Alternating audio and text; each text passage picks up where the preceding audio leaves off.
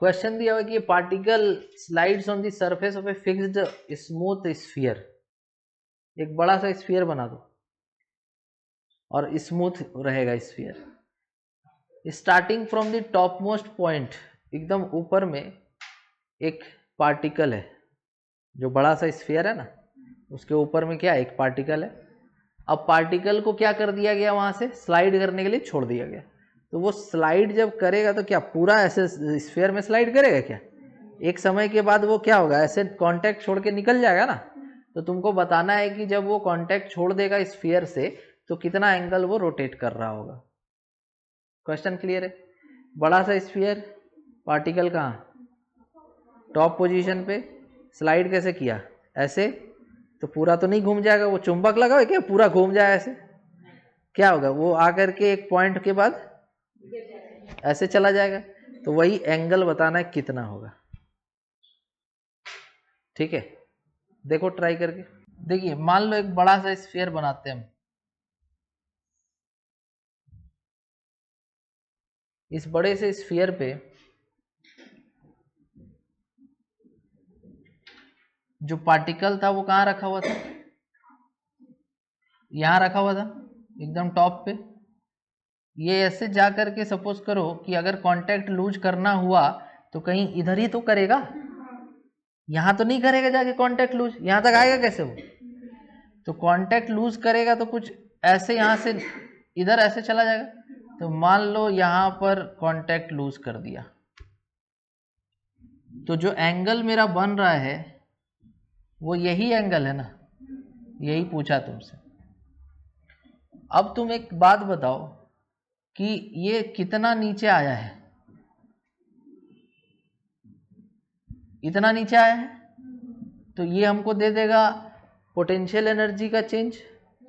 कि अगर हम इसको रेफरेंस लाइन मान लेंगे और इसको H बोल देंगे तो यहाँ पर इस पॉइंट पर टोटल पोटेंशियल एनर्जी इनिशियल कितना है, 0। और इस लाइन पे कितना एनर्जी है, -mgh। ये पॉइंट क्लियर हुआ तो बोलो। H हम निकाल लेंगे बाद में, रुक जाओ।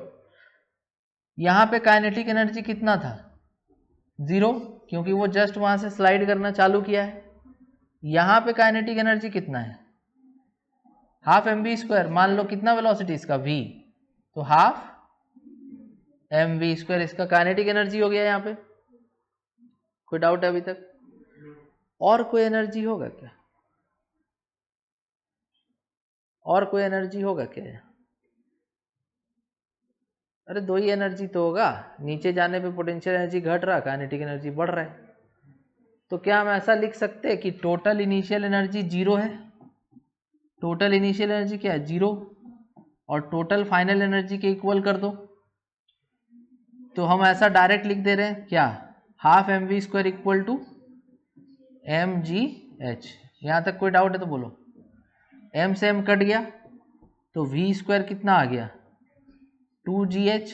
तो v कितना आ गया, √2gh। सही है यहाँ तक? h निकालना जरूरी है मेरे लिए, तो h कैसे निकालेंगे वो भी देख लो। h निकालना है तो तुम ये बताओ कि ये रेडियस कितना है, r।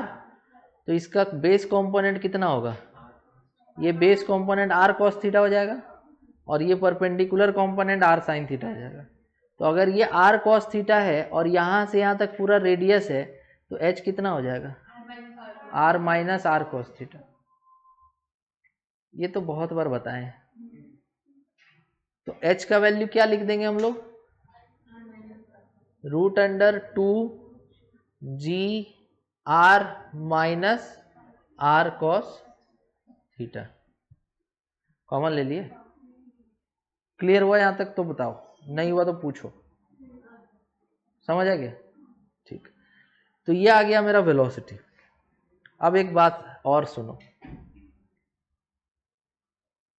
अगर हम इस पॉइंट पे वेट की बात करें तो वो किधर लग रहा है, ऐसे लग रहा है। वेट कैसे लग रहा है, ऐसे लग रहा है। तो वेट नीचे लग रहा है तो ये एंगल भी तो थीटा ही होगा ना, ऑल्टरनेट एंगल। तो वेट का कंपोनेंट इस तरफ कितना होगा, mg cos थीटा, समझ रहा बात। और इधर क्या होगा, mg sin थीटा, दोनों परपेंडिकुलर है ना, ठीक है। अब नॉर्मल भी तो लगना चाहिए था कांटेक्ट में, तो परपेंडिकुलर टू दी सरफेस ऐसे लगेगा। और अगर इसका वेलोसिटी v है तो सेंटर से बाहर, ये सेंटर है ना, तो सेंटर से बाहर mv²/r भी तो लगना चाहिए था। तो जब कांटेक्ट छोड़ ही देगा तो n तो 0 लेंगे ना।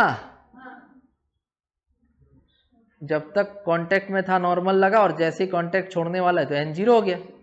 तो कौन किसके बराबर, mv²/r किसके बराबर। देयरफॉर एक और इक्वेशन आ चुका है, mv²/r बराबर mg cos थीटा।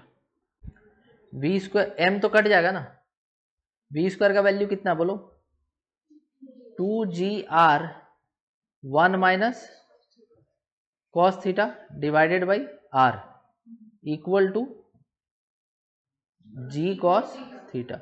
g भी कट जाएगा, r भी कट जाएगा, तो इधर क्या आया 2 माइनस 2 cos थीटा, मल्टीप्लाई कर दिए, इक्वल टू cos थीटा।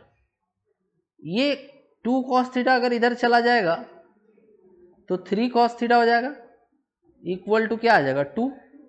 तो यहां से cos थीटा इक्वल टू क्या हो जाएगा 2/3।